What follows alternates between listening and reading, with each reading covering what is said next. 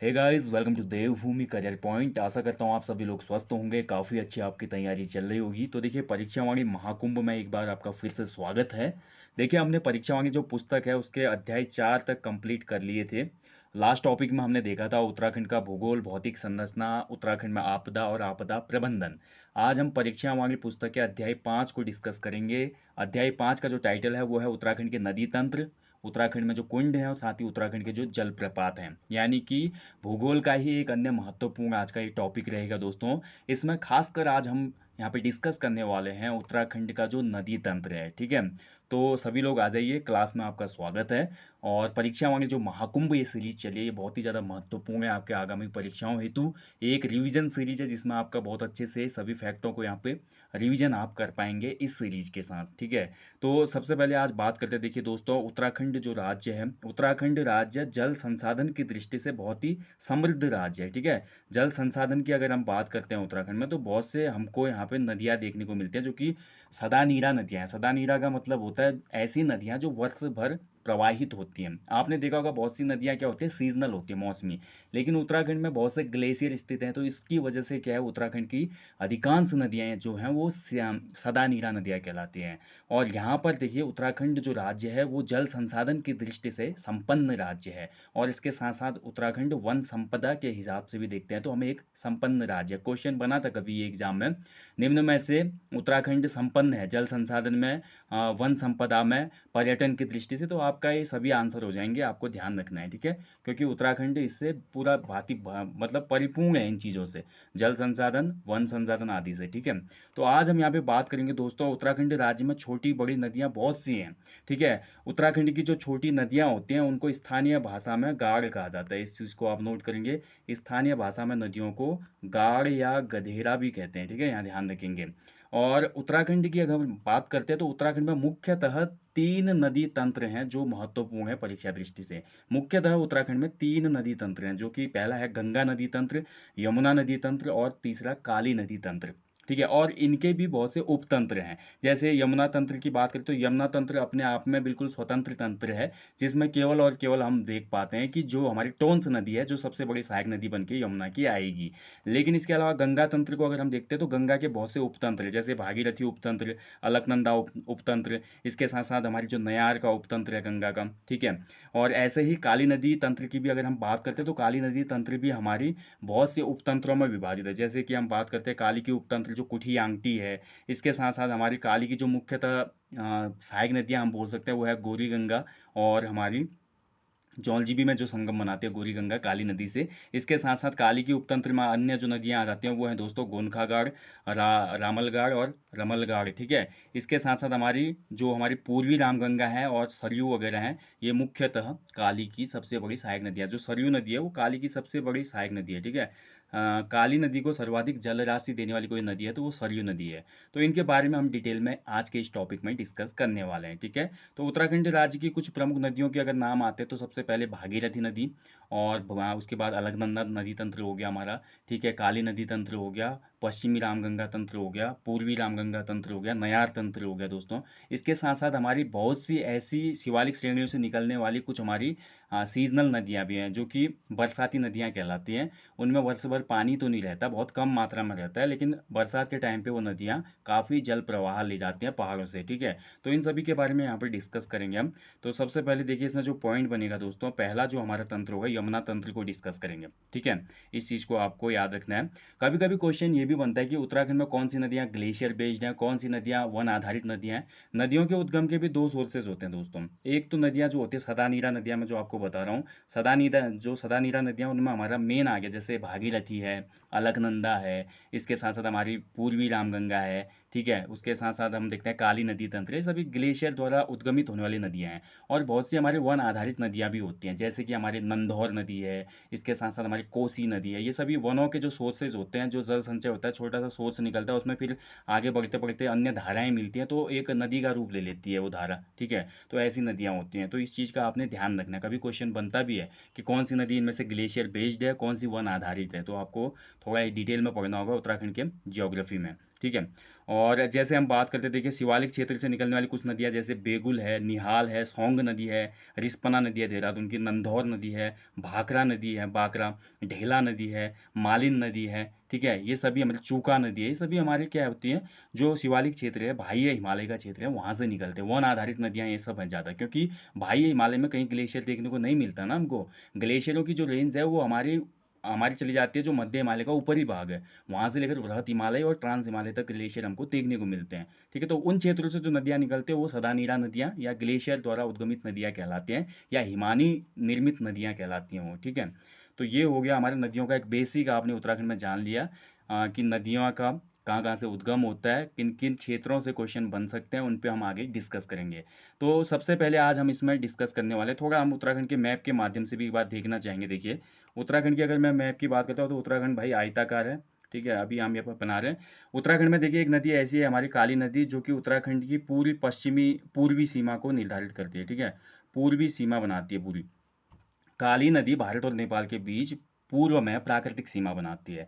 ऐसे ही यहाँ टोंस नदी है। टोंस नदी जो है दोस्तों हमारी हिमाचल प्रदेश और उत्तराखंड के बीच में प्राकृतिक सीमा का काम करती है, ठीक है। तो ये हमारा यमुना तंत्र हो गया इस तरफ, ये हमारा काली नदी तंत्र हो गया, और ये हमारा भागीरथी आई यहाँ से, और यहाँ से अलकनंदा आई, तो ये देवप्रयाग में गंगा बन जाती है, और ये हमारा गंगा नदी तंत्र हो गया। अब इन्हीं नदियों का जो हम सहायक नदियाँ हैं उनके बारे में इस पूरे टॉपिक में आज पढ़ने वाले हैं, ठीक है। तो चलिए सबसे पहले हम बात करते हैं यमुना नदी तंत्र के बारे में। तो यमुना तंत्र की अगर बात करते हैं दोस्तों, तो बहुत अच्छे से आपने समझना है। यमुना तंत्र स्पेशली मैं बोलूँ तो दो नदियों का एक हिसाब से संगम है, और एक छोटी सी नदी रामपुर मंडी में मिल जाती है लास्ट में, आसन नदी, जिसपे आसन बैराज भी है, जिसको हाल में ही आपने देखा होगा पिछले साल आसन को रामसर साइट में डिक्लेयर किया गया था। जो आसन बैराज है ना, उसको रामसर की जो सूची आती है वेटलैंड वाली, उसमें शामिल किया गया है आसन बैराज। प्रवासी पक्षियों के लिए फेमस है वो, इस चीज़ का भी ध्यान रखें। तो चलिए इसको थोड़ा हम देखते हैं, थोड़ा यहाँ पे हम इसको करेंगे अभी आगे। तो थोड़ा मेरे को यहाँ पे फिगर बनाने के लिए नदी तंत्र में बड़ा यहाँ पे थोड़ा ब्रश करना पड़ेगा, तब आपको अच्छे से समझ में आएगा, ठीक है। तो चलिए इसको देख लेते हैं। ठीक हो गया, अब ठीक है। तो अब देखिए दोस्तों, सबसे पहले हम आ जाते हैं, देखिए यहाँ पर है हमारे ये यमुना नदी तंत्र को हम पढ़ रहे हैं, फिर हम की पॉइंट डिस्कस करेंगे परीक्षा होने के, ठीक है। तो सबसे पहले हम आ जाते हैं, देखिए सबसे पहले ये पहाड़ियाँ हैं दोस्तों, यहाँ पे बंदरपूंछ की पहाड़ियाँ।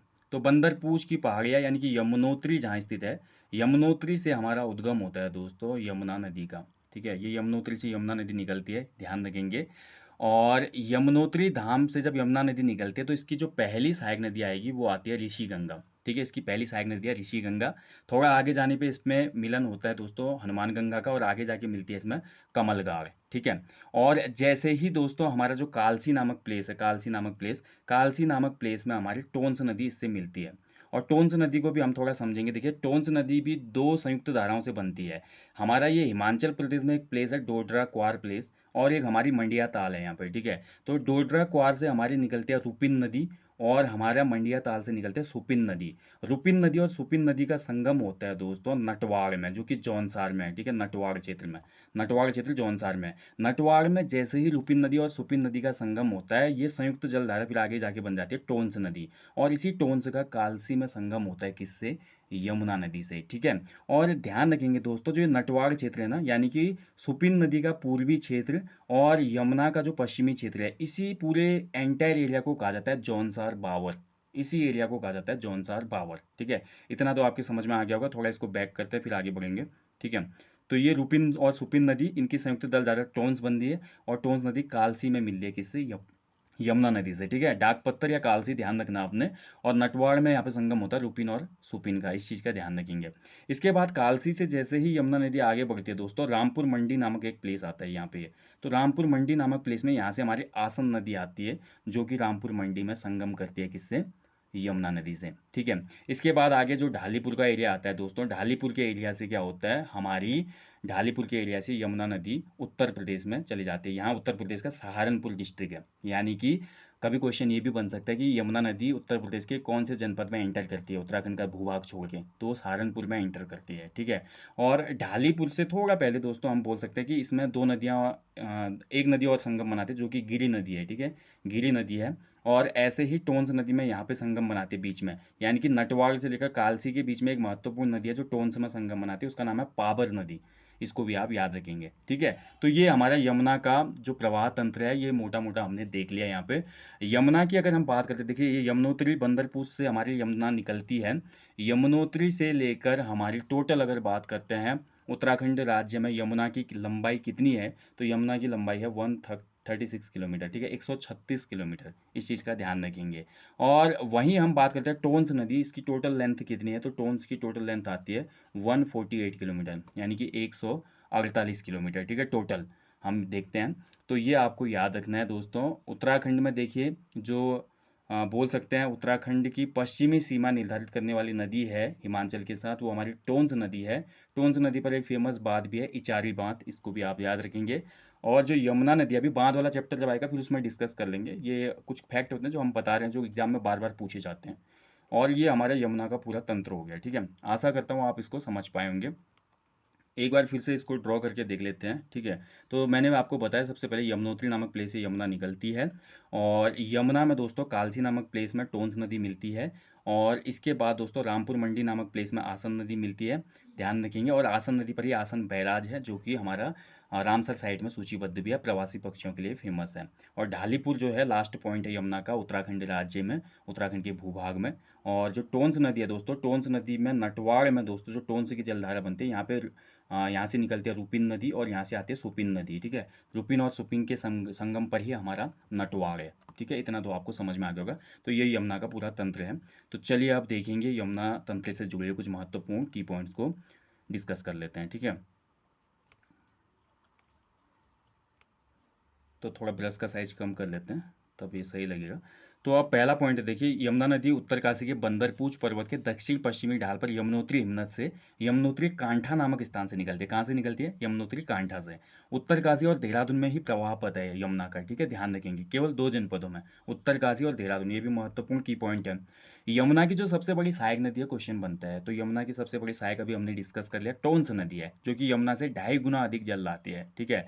और यह उत्तरकाशी स्थित बंदरपूछ पर्वत के उत्तरी ढाल से स्वर्ग रोहिणी ग्लेशियर से निकलने वाली सुपिन नदी और हिमाचल प्रदेश के डोडरा क्वार से निकलने वाली हमारी रुपिन नदी से मिलने से बनती है। ये भी डिस्कस कर लिया हमने। जो मंडिया ताल मैंने आपको बताया ना सुपिन नदी वाला, तो मंडिया ताल जो है सुपिन नदी, तो मंडिया ताल हमारा स्वर्ग रोहिणी ग्लेशियर के ही पाद में है, यहीं से हमारी सुपिन नदी निकलती है, ठीक है। उत्तराखंड और हिमाचल के बॉर्डर पर 148 किलोमीटर बहने के बाद यह कालसी और डाकपत्थर के बीच यमुना में मिल जाती है, ठीक है। यानी कि टोंस की जो टोटल लंबाई है दोस्तों वो 148 किलोमीटर है। और हमारा दोस्तों कहाँ पर ये मिलती है दोस्तों? नटवाड़ नामक प्लेस पे हमारा संगम होता है रुपिन सुपिन का। और जो कालसी नामक प्लेस है, कालसी और डाकपत्थर के बीच में हमारी टोंस नदी यमुना में संगम बना देती है, ठीक है।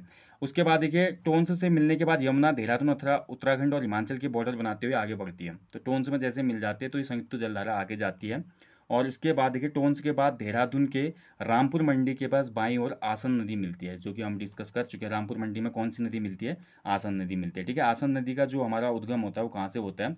तो ये आप देख सकते हैं, आसन आसारोड़ी देहरादून के पश्चिम से निकलती है, वन आधारित नदी है, ये ध्यान रखेंगे। इसके बाद ढालीपुर के पास यमुना राज्य से बाहर हो जाती है। तो ढालीपुर जो है अंतिम प्लेस है उत्तराखंड राज्य में यमुना नदी का, यहाँ से सहारनपुर डिस्ट्रिक्ट में एंटर करती है यमुना। और यमुनोत्री से ढालीपुर अथवा उत्तराखंड में यमुना की टोटल लेंथ कितनी है? 136 किलोमीटर है, जो हम डिस्कस कर चुके हैं। जबकि यमुनोत्री से इलाहाबाद तक, क्योंकि देखिए इलाहाबाद जो है ना प्रयागराज, प्रयागराज में देखिए दोस्तों मान्यता है, पौराणिक मान्यता है, और अभी वर्तमान में तो केवल गंगा और यमुना का संगम होता है वहाँ पे, लेकिन प्रारंभ में वहाँ पे सरस्वती का भी संगम होता था। तो गंगा यमुना सरस्वती का संगम माना जाता है प्रयागराज इलाहाबाद में।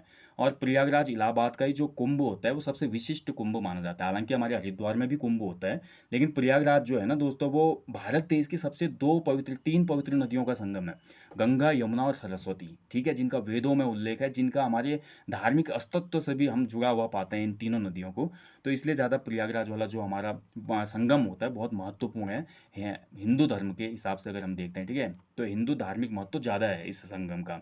तो यहाँ पर उत्तराखंड राज्य में जो यमुना नदी है उसकी लंबाई टोटल 136 किलोमीटर है, टोंस की लंबाई 148 है। लेकिन अगर यमुनोत्री से मैं बोलूँ गंगा में संगम बनाने तक, यानी कि यमुनोत्री से गंगा में संगम बनाने तक यमुना बहती है इलाहाबाद तक, तो यमुनोत्री से इलाहाबाद तक टोटल लेंथ जो है यमुना की वो कितनी है? 1386 किलोमीटर, ठीक है। 1386 किलोमीटर। ठीक है, तो ये हमारा हो गया दोस्तों पूरा यमुना तंत्र। आशा करता हूँ इसको आप अच्छे से समझ पाएंगे। चलिए अब हम डिस्कस करते हैं अगला जो तंत्र है, गंगा तंत्र। तो गंगा तंत्र बहुत बड़ा है दोस्तों। ठीक है, तो गंगा तंत्र हम पहले पढ़ चुके हैं। यहाँ से आती है भागीरथी, इस तरफ से आती है अलकनंदा, देवप्रयाग में इनका संगम होता है, फिर संयुक्त जल धारा को गंगा कहा जाता है। तो गंगा तंत्र को पढ़ने से पहले हमको भागीरथी उपतंत्र भी पढ़ना पड़ेगा और हमको अलकनंदा उपतंत्र भी पढ़ना पड़ेगा। ठीक है, तो चलिए सबसे पहले हम देखेंगे भागीरथी उपतंत्र, उसके बाद हम फिर आएंगे इस गंगा वाले टॉपिक में। पहले मैं आपको फिर से आप फिगर के माध्यम से समझा देता हूँ। ठीक है दोस्तों, ये हमारा उत्तराखंड का मैप हो गया। ठीक है, उत्तराखंड मैप में यहाँ से आती है भागीरथी, यहाँ से अलकनंदा आती है, संयुक्त जलधारा इनकी मिलती है देवप्रयाग में, फिर ये गंगा के नाम से आगे बढ़ती है नदी। ठीक है, तो भागीरथी का जो यहाँ पे तक जो देवप्रयाग तक का पूरा सफर रहता है, भागीरथी का देवप्रयाग तक के सफर को डिस्कस करेंगे, इसकी सहायक नदियों को डिस्कस करेंगे। ठीक है, तो भागीरथी नदी दोस्तों यही वास्तविक गंगा है देखा जाए तो। इससे जुड़ी बहुत लंबी कहानी है। राजा भगीरथ वाले, उनके वंशज जो होते हैं किसी मुनि के श्राप से भस्म हो जाते हैं और उनकी आत्मा तृप्ति के लिए, उनकी वैतरणी के लिए भगीरथ तपस्या करते हैं और गंगा का धरती पे अस्तित्व आता है। और गंगा का इतना प्रचंड वेग होता है कि उसको कोई संभाल नहीं पाता, तो भगवान शिव के पास जाते हैं भगीरथ और भगवान शिव से यहाँ पे रिक्वेस्ट करते हैं कि आप गंगा को संभालिए। इसलिए भगवान शिव अपनी जटा में धारण करते हैं, गंगा जी को उस पास में बांध के एक धारा खोल देते हैं। तो ये हमारी पौराणिक मान्यता है। और वास्तविक रूप में अगर हम देखते हैं दोस्तों, तो हमारा उत्तरकाशी जनपद में एक ग्लेशियर स्थित है जिसको हम जानते हैं गंगोत्री ग्लेशियर के नाम से। ठीक है, ये हमारा गंगोत्री ग्लेशियर है। गंगोत्री ग्लेशियर में दोस्तों हमारा एक गोमुख नामक प्लेस है। तो गोमुख प्लेस से ही हमारी ये पवित्र नदी देश की उद्गमित होती है भागीरथी। तो गोमुख से हमारी भागीरथी निकलती है दोस्तों, ये हम यहाँ तक ही ले जाएंगे इस मैप को, और इधर से आ रही है अलकनंदा और ये है हमारा देवप्रयाग। ठीक है, तो अब भागीरथी की जो सहायक नदियाँ उनको हम डिस्कस करेंगे थोड़ा। ठीक है, तो भागीरथी की सहायक नदियों में दोस्तों सबसे पहले जो गोमुख के पास ही इसकी सहायक नदी है वो है भोजगाड़। इसके बाद देखिए दोस्तों, थोड़ा आगे जाने पे इस पे मिलती है रुद्र गंगा। फिर थोड़ा और आगे हम जाएंगे तो इसमें संगम बनाती है जाड़ गंगा। आगे पहुंचने पर हम देखते हैं तो इसमें संगम होता है दोस्तों केदार गंगा का। ठीक है, केदार ताल से निकलती है केदार गंगा, इस चीज का ध्यान रखेंगे। आगे पहुंचने पर सिया गंगा, अशी गंगा, वरुणा गंगा, हरि गंगा, ये गंगा नदी की, हम बोल सकते हैं भागीरथी नदी की अन्य सहायक नदियां हैं। ठीक है, पहली कभी कभी पूछ लेता है तो पहली याद होनी चाहिए आपको। तो जो हमारी भागीरथी की पहली सहायक नदी है वो भोजगाड़ है। जैसा कि गाड़ में आपको बता चुका हूँ, उत्तराखंड में जो नदियां होती हैं उनको स्थानीय भाषा में गाड़ कहा जाता है। ठीक है, तो इस चीज को आपने याद रखना है। अब बात करते हैं दोस्तों, जो हमारी भागीरथी प्रवाह पथ की जो सबसे महत्वपूर्ण सहायक नदी बोलूंगा मैं, वो है हमारी यहाँ पर मिलती है दोस्तों, इस चीज का ध्यान रखेंगे यहाँ पर। ठीक है, यहाँ पर मिलती है। तो ये नदी आती है यहाँ से, जिस नदी का नाम है दोस्तों हमारा भिलंगना। ये हमारा दोस्तों खतलिंग ग्लेशियर है। तो खतलिंग ग्लेशियर से हमारी भिलंगना नदी का उद्गम होता है। और ये भिलंगना नदी दोस्तों हमारा गणेश प्रयाग में, जो कि अब डूब चुका है, गणेश प्रयाग जो कि डूब चुका है, जहाँ पे आज वर्तमान में टिहरी डैम है, तो इस गणेश प्रयाग में भागीरथी और भिलंगना का संगम होता है। और भिलंगना की भी एक प्रमुख सहायक नदी है। ठीक है, जिसको आपने याद रखना है। तो भिलंगना की कुछ प्रमुख सहायक नदियां हैं जिनमें हम बात करेंगे बाल गंगा और धर्म गंगा।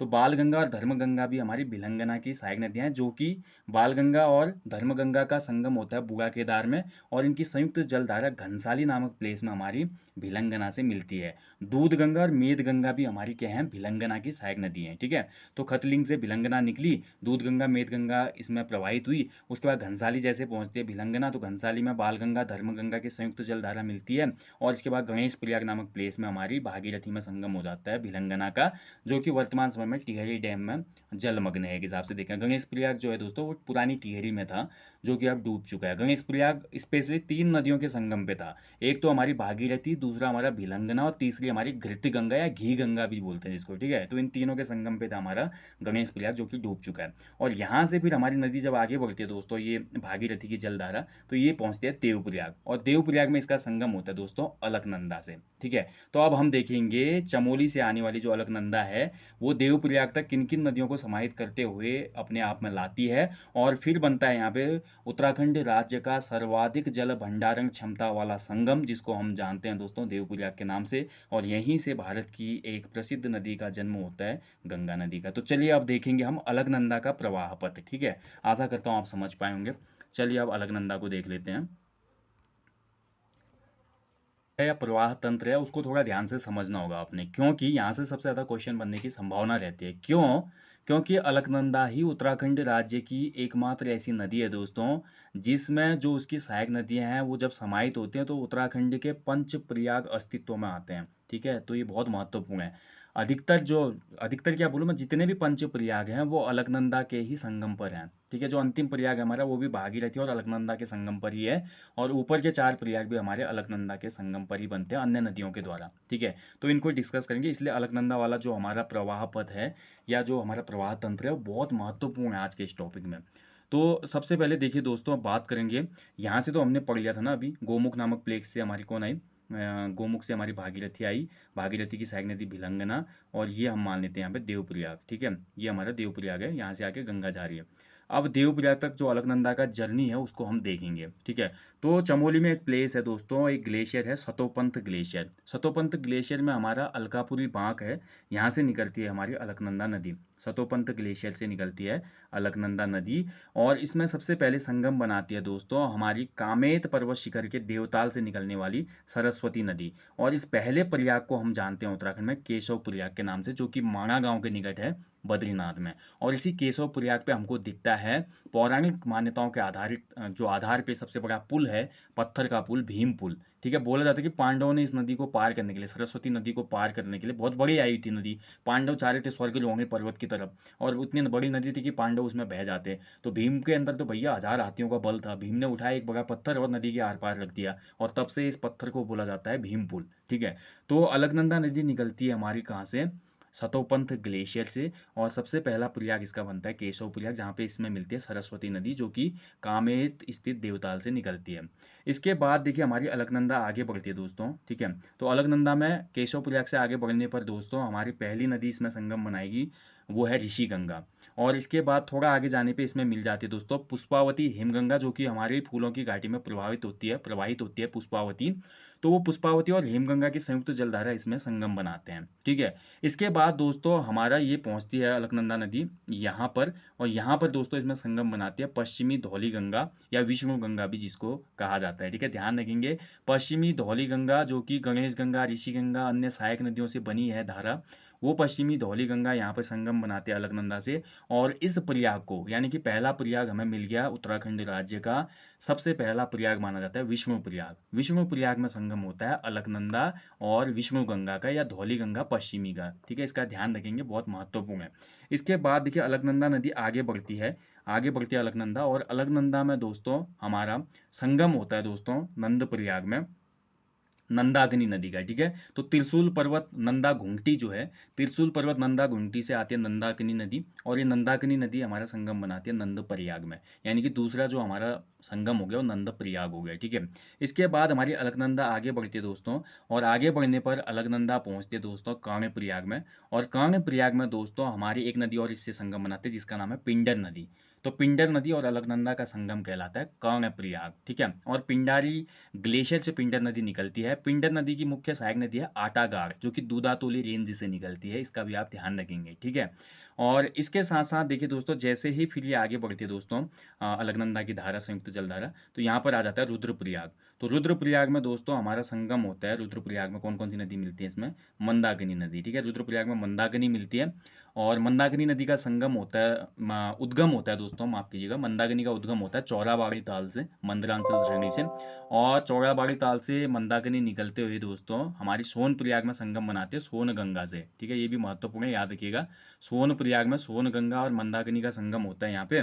और फिर मंदाकिनी की संयुक्त जलधारा आगे बढ़ती है, कालीमठ में मधुगंगा मिलती है इससे, और आगे पहुंचने पर हमारी मंदाकिनी मिल जाती है रुद्रप्रयाग में अलकनंदा से। तो ये हमारा रुद्रप्रयाग जो हो गया चौथा प्रयाग हो गया। ठीक है, और इसके बाद फिर हमारी जैसे ही ये धारा आगे बढ़ती है दोस्तों अलकनंदा की, फिर ये पहुंच जाते हैं देवप्रयाग में। ये देवप्रयाग आ गया यहाँ पे। तो यहाँ पर दोस्तों संगम होता है, अभूतपूर्व संगम इसको बोला जाता है, सास बहू का संगम इसको कहा जाता है दोस्तों।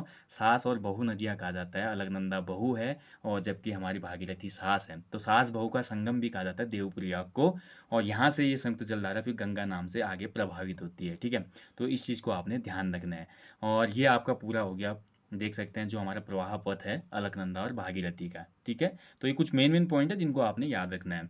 इसके बाद हम देखेंगे, अब देवप्रयाग तो हमारी पहुंच गए, चलिए हमने देख लिया कि यहाँ से भागीरथी आ रही थी, यहाँ से अलकनंदा आ रही थी, ये देवप्रयाग है हमारा, ठीक है, ये देवप्रयाग है। अब यहाँ से आगे जो गंगा नदी तंत्र है उसको भी हम देख लेते हैं कि जो गंगा नदी तंत्र है वो यहाँ से आगे जो गंगा की धारा जाती है, इनमें कौन कौन सी अन्य सहायक नदियाँ मिलती हैं, वो थोड़ा महत्वपूर्ण है, उसको भी आपने जानना होगा इस चैप्टर में, ठीक है, कि कैसे आगे जाके हमारा भागीरथी जो अपवाह तंत्र हम देख रहे थे पिछले लेक्चर में, वो आगे बढ़ेगा इसमें, ठीक है। मतलब थोड़ी देर पहले जो हमने भागीरथी वाला देखा टॉपिक, उसमें हम आगे बढ़ेंगे फिर, ठीक है। तो ये हमारा हो गया दोस्तों देवप्रयाग। देवप्रयाग सबसे अंतिम प्रयाग है, ठीक है। एक तरफ से आ रही थी क्या, अलकनंदा, एक तरफ से आ रही थी भागीरथी। देवप्रयाग सबसे अंतिम प्रयाग है हमारा, ठीक है। ऊपर से नीचे के क्रम में सबसे अंतिम प्रयाग माना जाता है, इस चीज का ध्यान रखेंगे। तो अब यहाँ से संयुक्त जलधारा गंगा की पहुंची आगे गई है, ठीक है। तो ये गंगा की जलधारा गई आगे यहाँ से, और ये हमारा उत्तराखंड यहाँ पे खत्म हो जाता है। और गंगा जो है हमारे उत्तर प्रदेश के किस जिले में प्रवेश करते, क्वेश्चन आएगा तो बिजनौर में, ठीक है, बिजनौर में। यमुना जो है सहारनपुर में, गंगा जो है बिजनौर में जाती है, इस चीज का ध्यान रखेंगे।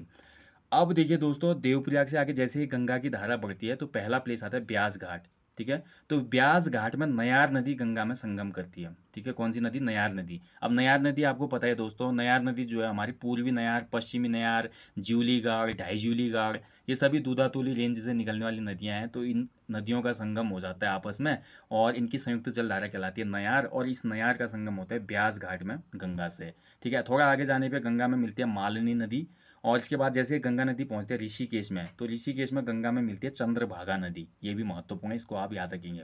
और वहीं दोस्तों हमारी देहरादून क्षेत्र से प्रवाहित होने वाली सुसवा और सोंग नदी की जो संयुक्त जलधारा है, सोंग नदी जिसको कहते हैं, वो रायवाला नामक प्लेस में गंगा में मिल जाती है। इसके बाद थोड़ा आगे गंगा जाती है तो फिर इसमें रतमऊ नामक नदी मिलती है दोस्तों, और अंत में इसमें मिलती है सोनाली नदी। यानी कि क्वेश्चन कभी बन जाएगा आपका, उत्तराखंड राज्य में गंगा की जो अंतिम सहायक नदी है वो कौन सी है, तो वो सोनाली नदी है। और इसके बाद गंगा उत्तर प्रदेश में प्रवेश कर जाती है, उत्तर प्रदेश के बिजनौर जनपद में, ठीक है। तो ये हमारा पूरा गंगा का तंत्र आपने देख लिया, अलकनंदा तंत्र को भी समझ लिया हमने, और भागीरथी तंत्र को भी समझ लिया, संयुक्त जलधारा गंगा तंत्र को भी हम इसमें आगे लेकर गए। तो ये हमारा पूरा आपने फिगर के माध्यम से समझ लिया। अब जो है परीक्षा वाले की पॉइंट्स की हम यहाँ पे डिस्कस करेंगे। तो चलिए इनको देख लेते हैं एक बार, इसमें जो महत्वपूर्ण पॉइंट्स हैं उनको डिस्कस करेंगे, ठीक है। तो देखिए सबसे पहला पॉइंट है दोस्तों, गंगा नदी को गंगा के नाम से देवप्रयाग के बाद जाना जाता है। तो पहला पॉइंट तो ये हो गया। उससे पहले तो भागीरथी अलग धारा है, अलकनंदा अलग धारा है, लेकिन अगर मुख्यतः बोले हम गंगा कौन सी नदी है, तो वो हमारी भागीरथी ही है, ठीक है। और गंगोत्री से देवप्रयाग तक इसे भागीरथी के नाम से जानते हैं हम, ठीक है। अब देखिए दोस्तों, पौड़ी के ब्यास घाट के फूलचट्टी नामक स्थान पर गंगा से बाईं ओर नयार मिलती है, जो कि हम डिस्कस कर चुके हैं। ब्यास घाट में बाईं ओर से नयार मिलती है, और नयार की जो सहायक नदियां वो ज्यूली गाड़, ढाई ज्यूली गाड़ हैं, ध्यान रखेंगे, ठीक है। सतपुली, सतपुली नामक प्लेस में हमारा दोस्तों पूर्वी नयार और पश्चिमी नयार का संगम होता है, इस चीज का भी ध्यान रखेंगे। कभी क्वेश्चन बनेगा पूर्वी नयार और पश्चिमी नयार का संगम कहाँ पे होता है, तो ये हमारा सतपुली में होता है। सतपुली की बाढ़ भी आपने पढ़ा है ना, एक बार बाढ़ आ गई थी सतपुली में, बहुत बड़ी। अब जैसे ही हमारी गंगा आगे आगे बढ़ती है दोस्तों, तो ऋषिकेश में दाईं ओर से चंद्रभागा नदी मिलती है, और आगे बढ़ने पर दाईं ओर से सोंग नदी मिलती है, ठीक है। ये हमारा हो गया ना क्लियर। एक तरफ से हमारा चंद्रभागा नदी मिलती है ऋषिकेश में, और एक तरफ से हमारा सोंग नदी मिलती है रायवाला में, किसमें, गंगा नदी में, ठीक है। और सोंग जो है वो दून घाटी की एक प्रमुख नदी है, ये भी आपको याद रखना है। सुसवा और सोंग की जो संयुक्त जलधारा है उसको सोंग नदी कहा जाता है, और सोंग नदी हमारी देहरादून की या दून घाटी की एक प्रमुख नदी है। सिसवा, बाल्दी, विद्यालना रो आदि इसकी प्रमुख सहायक नदियां हैं, ठीक है। तो जो हमारा सहस्त्रधारा वाला प्लेस है दोस्तों, बाल्दी नदी वहीं पे आपको देखने को मिलेगी, सहस्त्रधारा, जो कि गंधक के पानी के लिए फेमस है देहरादून में। तो ये सभी सहायक नदियां सोंग नदी की। और देहरादून नगर के मध्य से निकलते रिस्पना नदी और बिंदाल नदियां, तो ये भी हमारी सिसवा नदी की सहायक नदियां हैं, ठीक है। और हरिद्वार जिले में गंगा में रतमऊ और सोलानी नदियां मिलती हैं। तो सोलानी जो है अंतिम नदी है, मैं पहले बता चुका हूँ, ठीक है। सोलानी, मैंने माफ कीजिए सोनाली बोल दिया था, सोलानी है ये, ठीक है, सोलानी नदी, आप इसको याद रखेंगे। तो ये हमारा हो गया गंगा नदी तंत्र। अब इसका जो पहला उपतंत्र हमने पढ़ा भागीरथी उपतंत्र, उसको डिस्कस कर लेते हैं। तो भागीरथी जो नदी है दोस्तों, ये हमारे गोमुख नामक प्लेस से निकलती है, इस चीज को याद रखना है। गोमुख जो हमारा ग्लेशियर है, या गोमुख या गंगोत्री ग्लेशियर जो है वो उत्तरकाशी जनपद में है। गोमुख से टिहरी डैम तक भागीरथी में छोटी बड़ी 20 से अधिक नदियां मिलती हैं, जो कि हम पढ़ चुके हैं, ठीक है। जाग गंगा, केदार गंगा, अशी गंगा, सिया गंगा, बहुत सी नदियां हमें जो पढ़ चुके हैं हम, ठीक है। और रुद्र गंगा जो है दोस्तों, वो रुद्रगेरा हिमनद से निकलती है। जाग गंगा जो इसकी सहायक नदी है दोस्तों, वो हमारे थामला दर्रे के पास से निकलती है, ठीक है। केदार गंगा जो है वो केदार ताल से निकलती है, ये हम पढ़ चुके हैं। असी गंगा डोडी ताल से निकलती है, बहुत बार क्वेश्चन बना है। असी गंगा भी हमारी गंगा की सहायक नदी है दोस्तों, ठीक है।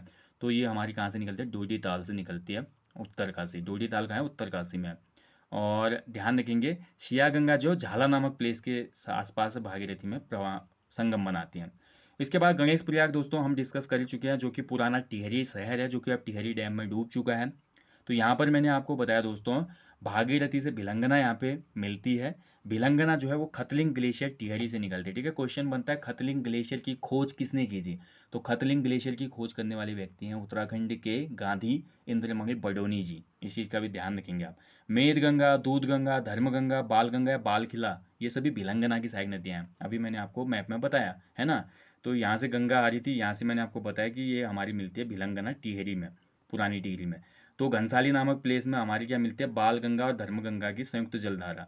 और वहीं हमने पढ़ा दूध गंगा और मेद गंगा यही मिल जाते हैं भिलंगना में। ठीक है, तो ये पहले डिस्कस हम कर चुके थे। अब यहाँ पर देखिए मेन पॉइंट आता है, सबसे महत्वपूर्ण पॉइंट भी है दोस्तों। देखिए गंगोत्री से देवप्रयाग तक भागीरथी की कुल लंबाई कितनी है, क्वेश्चन बनता है इसका। हमेशा क्वेश्चन बनता है कि गंगोत्री से देवप्रयाग तक भागीरथी की लंबाई टोटल कितनी है, तो 205 किलोमीटर है। ठीक है, इसको भी नोट कर लेंगे आप। गंगोत्री से देवप्रयाग तक भागीरथी की कुल लंबाई कितनी है, 205 किलोमीटर। अब वही अलकनंदा की भी हम बात करेंगे आप अलकनंदा वाले तंत्र में। तो अलकनंदा जिसका प्राचीन नाम देखिए विष्णु गंगा भी है, चमोली के उत्तर भाग में सतोपंथ ग्लेशियर है दोस्तों, यहाँ पे अलकापुरी बांक है, हिमनद है। तो यहाँ सतोपंथ ताल से निकलती है और 195 किलोमीटर इसकी टोटल लेंथ है दोस्तों, जो कि देवप्रयाग में खत्म हो जाती है। मतलब हमारा सतोपंथ बांक से लेकर देवप्रयाग तक जो हमारी अलकनंदा की डिस्टेंस है, लेंथ है, वो 195 किलोमीटर है। ठीक है, बाकी इसकी सहायक नदियाँ हम पढ़ चुके हैं, सरस्वती, एलिसी गंगा, पश्चिमी धौली गंगा, विरथी गंगा। ठीक है, और विरही गंगा भी बोलते हैं इसको। और इसके साथ नंदाकिनी, पिंडर, मंदाकिनी। और 5 के 5 संगम दोस्तों अलकनंदा पर ही बेस्ड हैं, इस चीज़ का ध्यान रखेंगे आप। ठीक है, तो पुष्पावती नदी भी हमारी सहायक नदी है, किसकी, अलकनंदा की। ऐसे क्वेश्चन उठा लेता है एग्जामिनर, पुष्पावती नदी किस प्रमुख नदी की सहायक नदी है, तो आपको याद होना चाहिए अलकनंदा की है। ठीक है, और सरस्वती जो है हमारी सबसे पहली सहायक नदी है अलकनंदा की, जो कि केशव प्रयाग में संगम बनाती है। और सरस्वती नदी का जो उद्गम होता है दोस्तों देवताल से होता है। ठीक है, कामेत चोटी के रताकोना नामक स्थान पर देवताल से निकलती है। विष्णु प्रयाग जो है हमारा पंच प्रयाग देख लो भैया, पहला प्रयाग है विष्णु प्रयाग। तो विष्णु प्रयाग अलकनंदा में पश्चिमी धौलगंगा मिलती है दोस्तों, ध्यान रखेंगे। और इसके बाद नंद प्रयाग की हमने बात की, तो नंद प्रयाग में दोस्तों नंदाकिनी मिलती है अलकनंदा से। और नंदाकिनी का उद्गम होता है त्रिशूल पर्वत के पास नंदा घूंगटी नामक प्लेस से। ठीक है, और वहीं जो अगला प्रयाग आता है वो आता है कर्ण प्रयाग। तो कर्ण प्रयाग चमोली में है। देखिए प्रयाग से भी क्वेश्चन आते हैं। जो पंच प्रयाग उसमें 3 प्रयाग जो है वो चमोली में है, विष्णु प्रयाग, नंद प्रयाग और हमारा कर्ण प्रयाग, ये चमोली में है। चौथा प्रयाग हमारा रुद्रप्रयाग जनपद में है, खुद रुद्रप्रयाग। और 5वां जो प्रयाग है हमारा देव प्रयाग यानी कि टिहरी गढ़वाल में है। ठीक है, इस चीज को भी ध्यान में रखें। तो कर्ण प्रयाग में अलकनंदा से पिंडर नदी मिलती है। ठीक है, कर्ण गंगा भी कहा जाता है पिंडर नदी को, इस चीज का ध्यान रखेंगे, जो कि पिंडारी ग्लेशियर से निकलती है। और पिंडर की जो प्रमुख सहायक नदी है वो आटागाग है, जो कि दूधातोली रेंज से निकलती है। देखिए उत्तराखंड का पामीर कहा जाता है ना दूधातोली को। दूधातोली जो पर्वत शिखर है, इसको उत्तराखंड का पामीर कहा जाता है। और इस यहाँ से 5 नदियाँ निकलती हैं भाई, ये आपको याद रखना है, बहुत महत्वपूर्ण है। 5 नदियाँ कौन कौन सी हैं, तो पश्चिमी रामगंगा है। ठीक है, इसके साथ पूर्वी नयार है, पश्चिमी नयार है, विनो है और आटागाग है। ये 5 नदियाँ हैं जो कि दूधातोली रेंज से निकलती हैं। हमेशा क्वेश्चन बनता है अब यहाँ से। ठीक है, तो टिहरी, फिर इसके बाद रुद्रप्रयाग अगला जो प्रयाग आता है चौथा। यहाँ पे मंदाकिनी नदी संगम बनाती है किसमें, अलकनंदा में, जो कि कहाँ से निकलती है, मंदाकिनी मंदरांचल श्रेणी से निकलती है। ठीक है, और मंदाकिनी की जो एक प्रमुख सहायक नदी बोले तो मधुगंगा है, जो कि मंदाकिनी से कालीमठ के पास मिलती है, ये भी महत्वपूर्ण है। इसके बाद सबसे महत्वपूर्ण प्रयाग आता है देवप्रयाग, पंच प्रयाग है, जो कि 5वां प्रयाग है। और यहाँ पर अलकनंदा बहू का संगम हो जाता है भागीरथी सास में। अलकनंदा नदी को बहू नदी भी कहा जाता है और भागीरथी को सास भी कहा जाता है, यानी कि दोनों सास बहू मिल जाते हैं कहाँ पे, देवप्रयाग में। ठीक है, और इसके बाद अद्भुत गंगा यहाँ से प्रभावित होती है, इस चीज का ध्यान रखेंगे। तो ये हमारा हो गया पूरा उपतंत्र जो हमने देख लिया अभी। ठीक है, अब इसके बाद कुछ हमारे देखिए अन्य उपतंत्र हैं, उनको भी थोड़ा डिस्कस कर लेते हैं इसमें, ये भी महत्वपूर्ण है। जैसे आप देख पा रहे हैं इसमें पहला उपतंत्र इसमें दिया है नयार उपतंत्र। ठीक है, तो नयार उपतंत्र को भी थोड़ा देखना जरूरी है दोस्तों। तो नयार अभी हमने बात की, नयार नदी बहुत महत्वपूर्ण नदी है। तो देवप्रयाग के बाद पौड़ी के ब्यास घाट में जो गंगा नदी है उसमें संगम बनाते हैं नयार नदी। ठीक है, फूल चट्टी नामक स्थान पे गंगा पे बाईं ओर नयार नदी मिलती है। नयार नदी 2 नदियों पूर्वी और पश्चिमी नयार, जो कि सतपुली में मिलते हैं। पूर्वी और पश्चिमी नयार जो कि दूधातोली से निकलते हैं और इनका संगम होता है सतपुली में। और इनकी संयुक्त जलधारा को फिर नयार नदी कहा जाता है। ठीक है। और जैसे आगे बढ़ती है नयार नदी की धार या धारा बोलूँ मैं, तो यहाँ पर हमारी नयार नदी में दोस्तों ढाईजूली गाड़ और हमारी शिवसी गाड़, बहुत सी गाड़ें इसमें संगम बनाती हैं। ठीक है। तो नयार जो उपतंत्र हो गया, ये किसकी सहायक उपतंत्र है? तो ये भागीरथी या गंगा का सहायक उपतंत्र है। कभी क्वेश्चन ऐसे भी बन सकता है, नयार उपतंत्र किस नदी का उपतंत्र है? तो नयार जो है गंगा उपतंत्र है। अगला देखिए पश्चिमी रामगंगा। तो पश्चिमी रामगंगा को देखिए वेद पुराण में रथ वाहिनी भी कहा जाता है। ये बहुत महत्वपूर्ण क्वेश्चन है, कई बार पूछा जा चुका है। पश्चिमी रामगंगा जो है गढ़वाल क्षेत्र में प्रवाहित होती है, जबकि पूर्वी रामगंगा जो है हमारी कुमाऊं क्षेत्र में प्रवाहित होती है। इस चीज का भी ध्यान रखें। पश्चिमी रामगंगा का जो नाम है वो रथ वाहिनी है। तो यह नदी पौड़ी, चमोली और अल्मोड़ा में फैले दूधातोली श्रेणी के पूर्वी ढाल से निकलती है। दूधातोली जो है हमारा उत्तराखंड का पामीर कहा जाता है इसको। और दूधातोली जो रेंज है वो 3 जनपदों में विस्तृत है। कौन कौन से? पौड़ी, गढ़वाल, चमोली और अल्मोड़ा में। ठीक है। चमोली, अल्मोड़ा में तथा पौड़ी में 155 किलोमीटर बहने के बाद जो हमारी पश्चिमी रामगंगा है दोस्तों, वो राज्य के बाहर पौड़ी के कालागढ़ नामक स्थान पर निकल जाती है। ठीक है।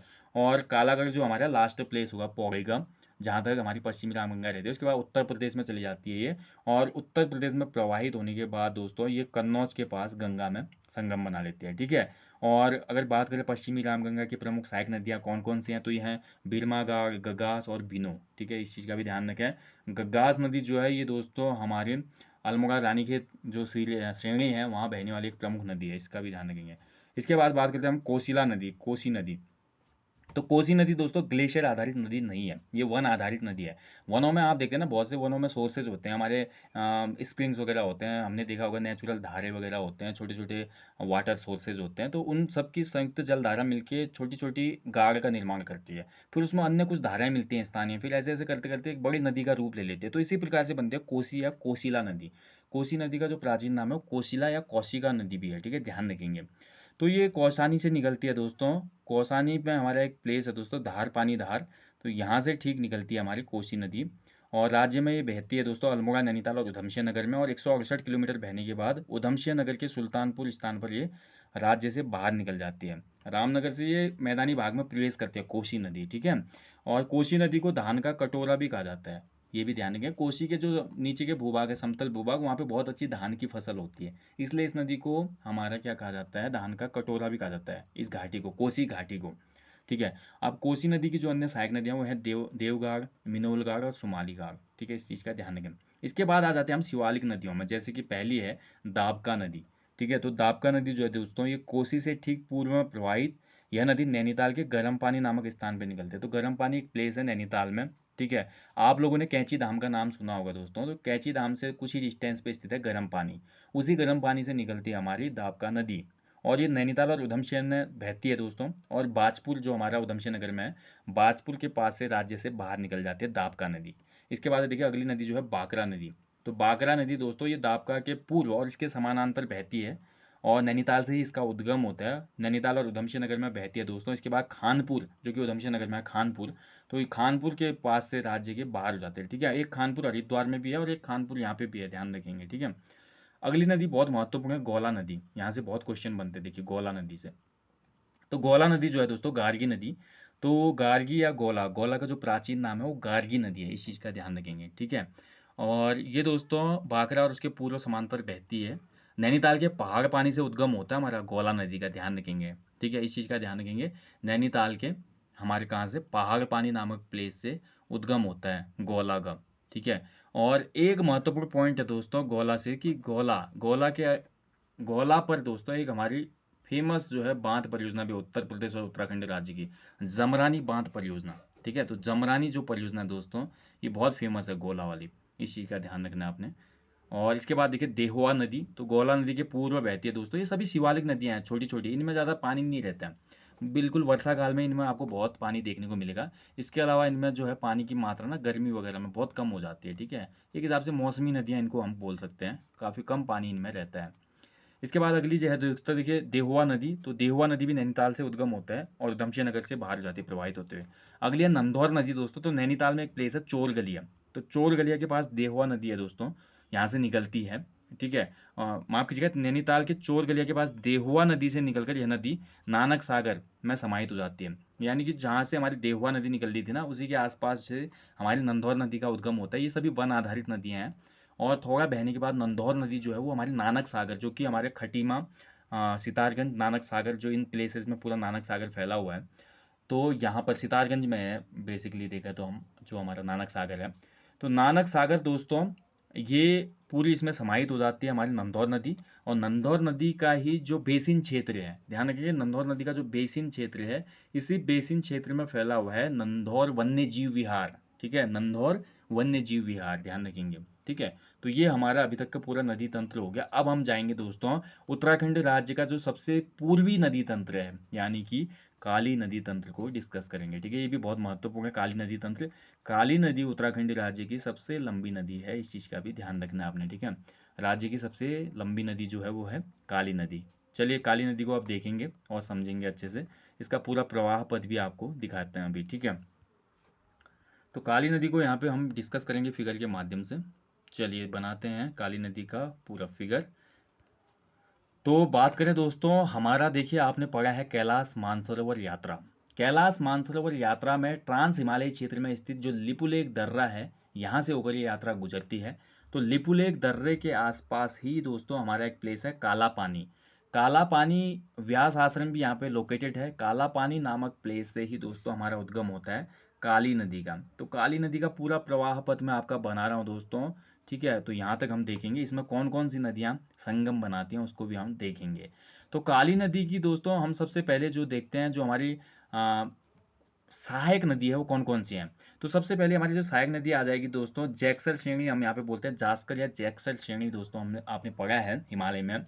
तो यहाँ से निकलने वाली कुठी यांगटी नदी है। तो कुठी यांगटी नदी देखा जाए दोस्तों, इसकी भी कुछ सहायक नदियां हैं, संग, चुमना, दुमका और निरकुट। तो कुठी यांगटी जो नदी है दोस्तों, ये काली की पहली सहायक नदी हो जाती है। ठीक है, और कुठी यांगटी जहाँ पे काली में संगम बनाते हैं, इस पर प्लेस पे स्थित है दोस्तों, ये स्थल कहलाता है तवा घाट। तवा घाट में दोस्तों हमारी जल विद्युत परियोजना स्थित है 230 मेगावाट की।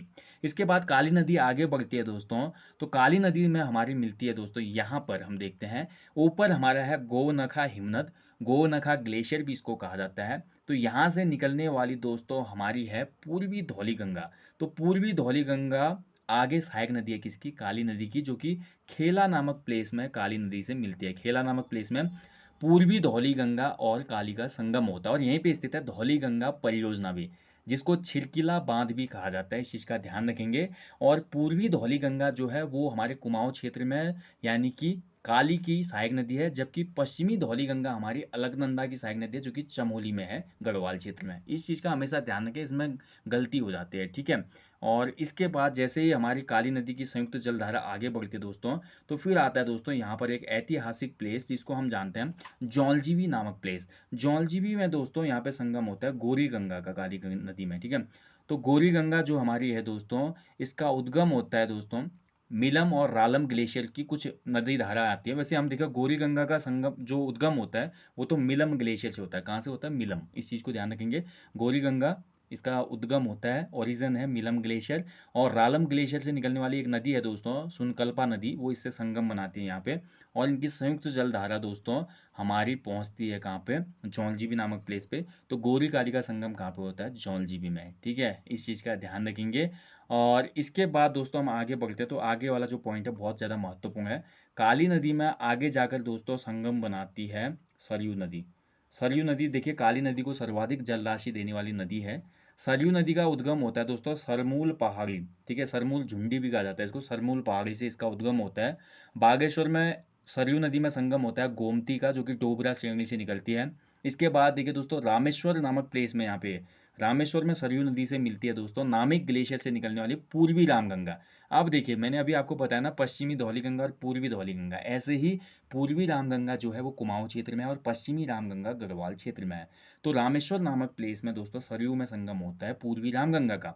फिर उसके बाद ये संयुक्त जल धारा आगे बढ़ती है दोस्तों। उसके बाद हमारा पंचेश्वर नामक प्लेस में सरयू और हमारा किसका संगम होता है, काली नदी का। ठीक है, काली और सरयू का संगम होता था पंचेश्वर में। और यहाँ पर ही दोस्तों भारत की बोल सकता हूँ मैं, या उत्तराखंड की सबसे बड़ी जल विद्युत परियोजना प्रस्तावित है, जिसको जिसको हम पंचेश्वर बांध परियोजना के नाम से जानते हैं, जो कि भारत और नेपाल की संयुक्त परियोजना है। ठीक है, इसके बाद हमारी काली नदी की संयुक्त जलधारा आगे बढ़ते हैं दोस्तों, और चूका नामक एक प्लेस आता है, चूका।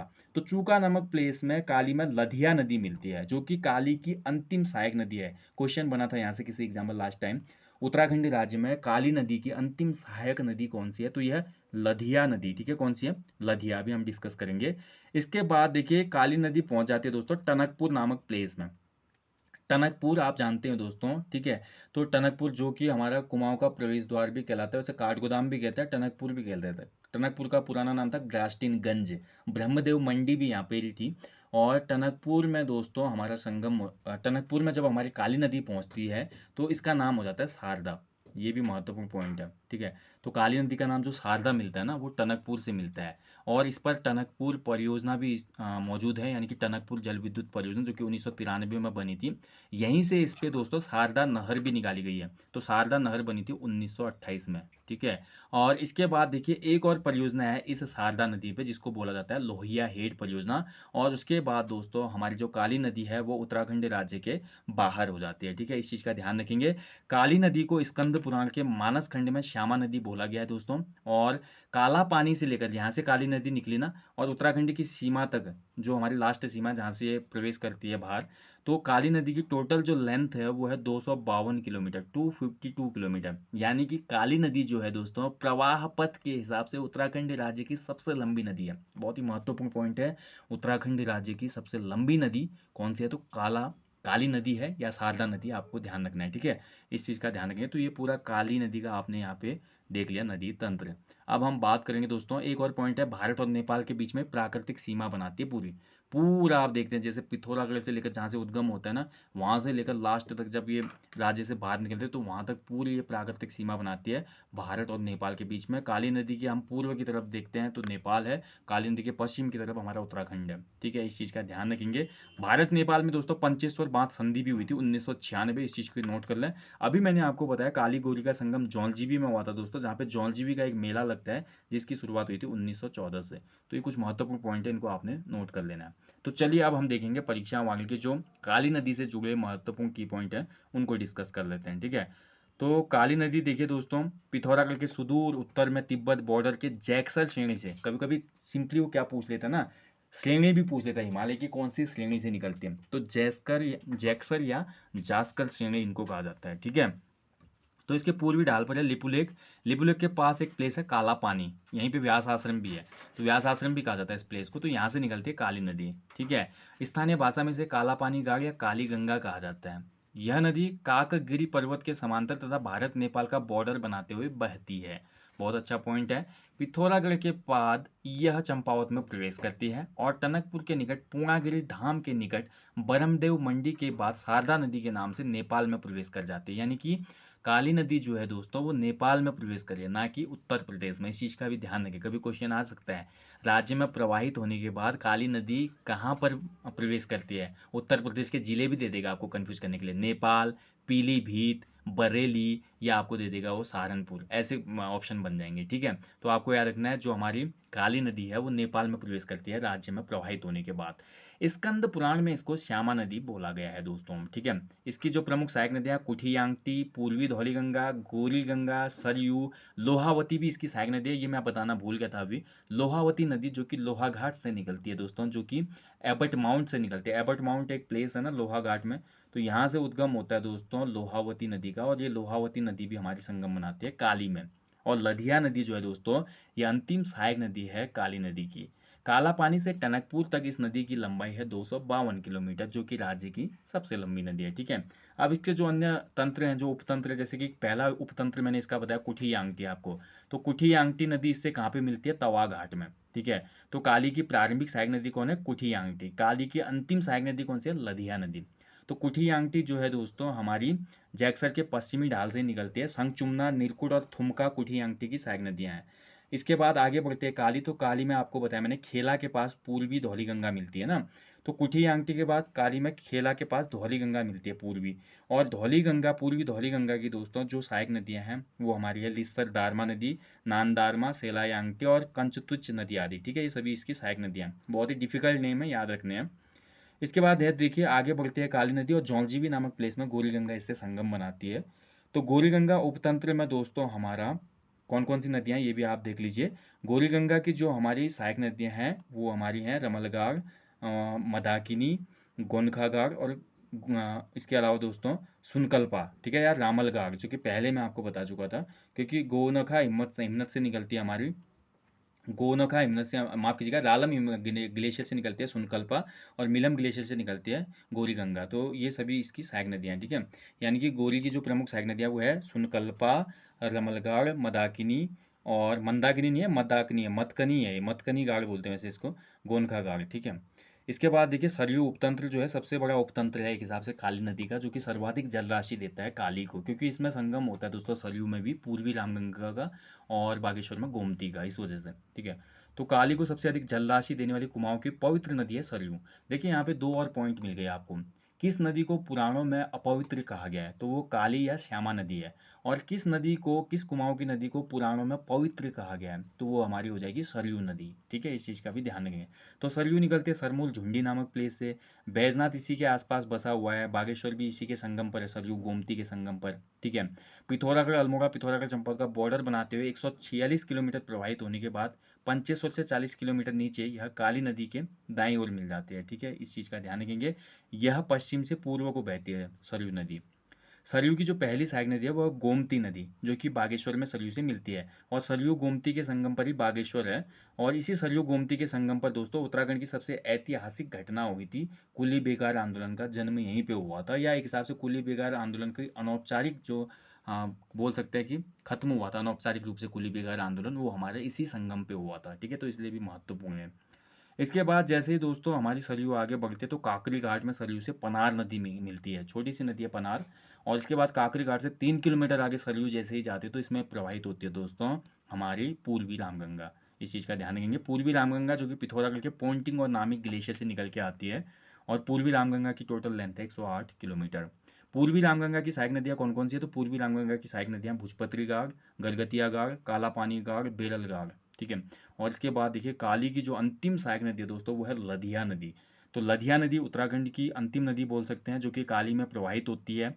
काली नदी में लधिया नदी का संगम होता है चूका नामक प्लेस में, जो कि चंपावत में है, ठीक है। और लधिया नदी पश्चिम से पूर्व की ओर बहती है, ठीक है, ध्यान रखेंगे। लधिया पिथौरागढ़ अल्मोड़ा और नैनीताल के मिलन बिंदु गजार नामक प्लेस से निकलते हैं। जो लधिया नदी का उद्गम होता है वो गजार नामक प्लेस से होता है, ठीक है। तो ये है दोस्तों, आज हमने देख लिया इसमें परीक्षा वाणी महाकुंभ के अंतर्गत जो हमारा नदी तंत्र है उत्तराखंड राज्य का, वो अच्छे से आपको मैंने यहाँ पे डिस्कस कर लिया। तो बहुत सी बातें आपको इसमें पता चली होंगी, और अच्छे से आप भी ऐसे ही बना लीजिएगा अपना नदी तंत्र वाला फिगर। अगला जो टॉपिक आएगा परीक्षा वाणी सीरीज का या परीक्षा वाणी महाकुंभ का, उसमें पढ़ेंगे राज्य के प्रमुख जलप्रपात, ठीक है। तो चलिए मिलेंगे जल्दी ही नेक्स्ट टॉपिक में। और देखिए दोस्तों बाकी जो हमारी टेस्ट सीरीज वगैरह चल रही है चैनल पे उनको फॉलो कीजिए।